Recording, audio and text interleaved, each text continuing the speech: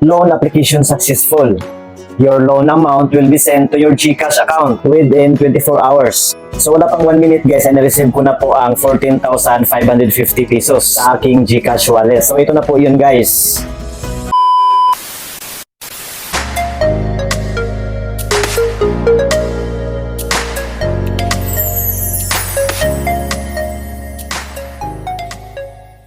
Hi guys! Maligayang araw po sa lahat. This is Melvin once again and welcome back to my YouTube channel. For today's vlog ay i-review na naman natin si J-Loan. Kung may nabago ba sa kanya ngayong taon 2026. Medyo matagal na rin kasing hindi ako umutang dito sa J-Loan guys. Dahil nadismaya po ako sa sistema nito dati. Last ko pong utang dito sa J-Loan ay noong 2024 pa po yun. So mga 2 taon na po ang nakalipas. Nadismaya kasi ako dito dati guys dahil liniitan po ang aking credit limit. Up to date naman akong magbayad noon. Ni isang bisis guys, wala po akong delayed payments. Ang credit limit ko kasi dati guys ay 25,000 pesos. At nakailang loan ako dito that time guys. Nagamit ko talaga itong revolving credit ng J-Loan. Nakadalawang loan ako dito sa J-Loan guys na sabay-sabay ko pong binabayaran buwan-buwan. At hindi pa ako nakaranas ng late payments guys. At nagtaka na lang ako nung last kong loan, that was September 2024, ay liniitan bigla ng J-Loan ang aking credit limit. Ang 25,000 pesos kong credit limit ay binagsak ng 5,000 pesos na lang. Kaya dahil doon ay in-stop ko muna ang pag-loan kay J-Loan. So ngayong taon guys, 2026, pag open ko sa aking J-Loan ay naging 15,000 pesos po ang naging credit limit ko. Siguro na-miss po ako ni J-Loan. So sinubukan kong mag-apply ulit guys. At yan po ang ibabahagi ko sa inyo for today's video. Kaya sundan nyo lang po at tapusin ang video ito kung may mga pagbabago ba ang J-Loan ngayon. Disclaimer lang po, ang video ito ay hindi po sponsored ng GCash guys o ng J-Loan. So let's go! Bago po ang lahat, kung bago ka pa lang po sa aking YouTube channel at sa mga di pa nakasubscribe, pakiclick mo yung subscribe button na nasa baba at pakihit ang notification bell para ma-notify po kayo sa tuwing may bago na naman akong mga reviews na i-upload sa aking channel. Maraming salamat po. So let's start! Ito, panoorin nyo. So yan po guys, nasa dashboard na po ako ng aking GCash account. Sisilipin muna natin ang aking G-score kung may improvement ba. I-click lang natin itong profile and then click lang natin itong G-score. So ito po ang aking G-score guys, 624. Bumaba po ito dati guys, naging 500 plus po ito. So ngayon tumaas na naman. Kaya siguro tinaasan din ang aking credit limit. So balik po tayo dito sa dashboard. So ngayon i-click na natin itong borrow. Then click po natin itong J-Loan.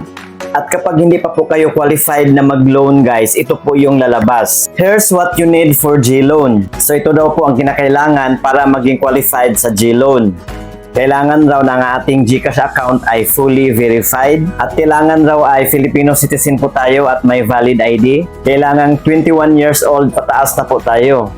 May verified email address and keep using GCash. So isa po ito sa rason guys kung bakit hindi pa tayo qualified sa pag-loan dito sa J-Loan ay ang mababa pa itong ating G-score.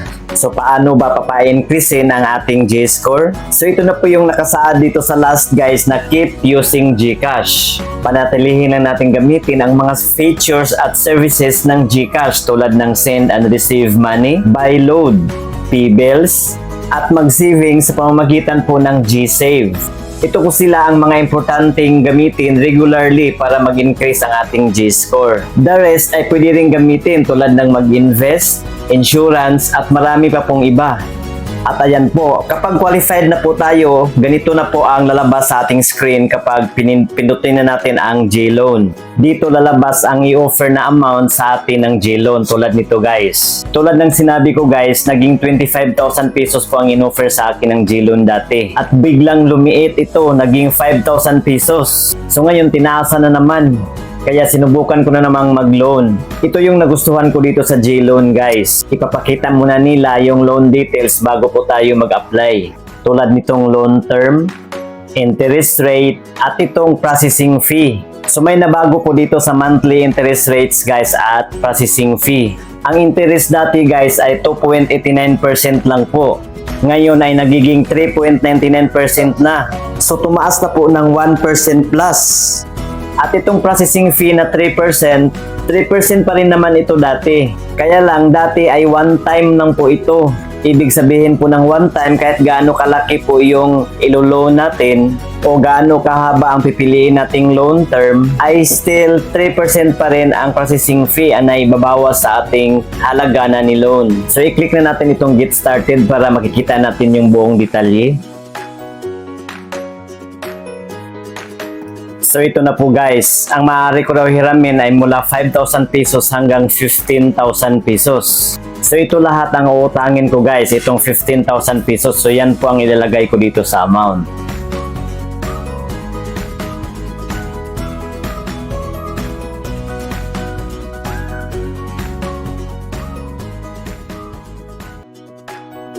At ayan po, automatic na po nakalagay dyan ang 9 months. So 9 months ko po yan babayaran. Wala na po akong ibang pagpipiliang loan term guys. Isa rin po ito sa nabago ni J-Loan. Dati may pagpipilian pa po tayo mula 6 months hanggang 12 months. Ngayon isa na lang ang ino-offer nila. So sa 15,000 pesos na utangin ko and payable for 9 months, ito po yung mababayaran ko buwan-buwan.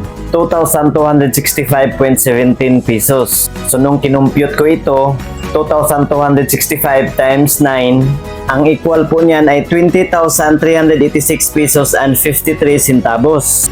So ang naging tubo po niyan ay 5,386 pesos sa loob ng 9 na buwan nating pagbabayad.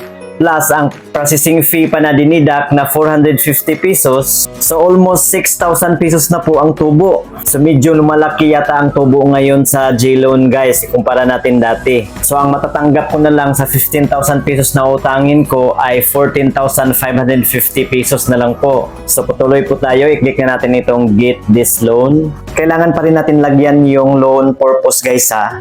Yung referral code ay optional lang po yun. And then, i-reviewin na natin yung mga personal information na nilagay natin guys. Kung first time pa lang po tayo sa J-Loan guys, ay ganun pa rin ang proseso kapag mag-reloan na po tayo. Ganitong form pa rin ang pipilapan natin. So ngayon, pagkatapos nating ma-review, ay i-click na natin itong next.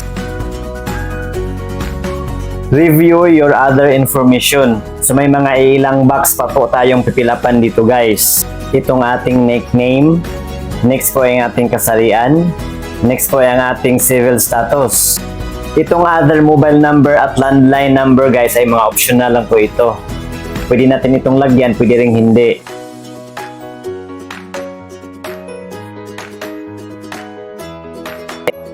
Next po ay may tanong dito sa baba. Own a small business? So yes or no lang ating pagpipilian dito guys.